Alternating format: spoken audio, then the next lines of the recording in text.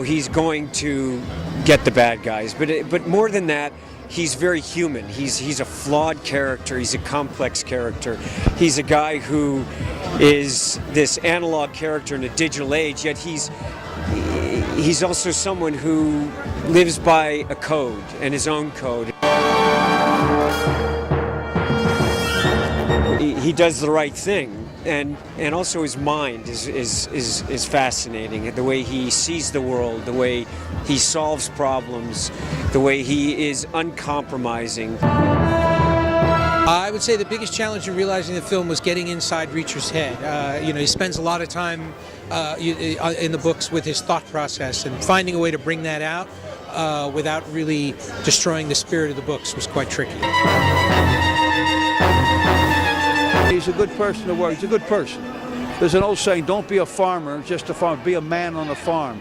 So he's an individual first. He's a good individual, good human being. And if something's right,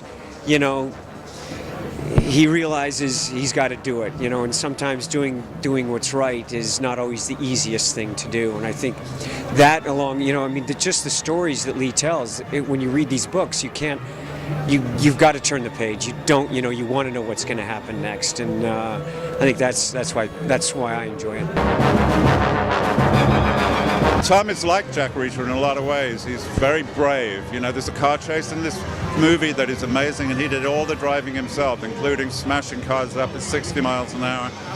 And Tom is very committed, works very hard, and if he has something to do, he will do it. He will get it done. And that's a Reacher characteristic too. So in the end, I was more impressed by the similarities between Cruise and Reacher than the differences.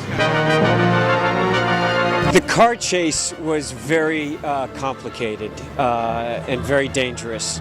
And also the fact that our leading lady got pregnant when we started shooting, and the studio and the insurance company there, they wanted to replace her. And Chris McQuarrie and I said, no, there's no one else that can play this role but her. We'll figure out how to do it. So we shot all of her scenes first, which meant that I had to shoot her scenes during the day, and then I had to shoot the car stunts at night.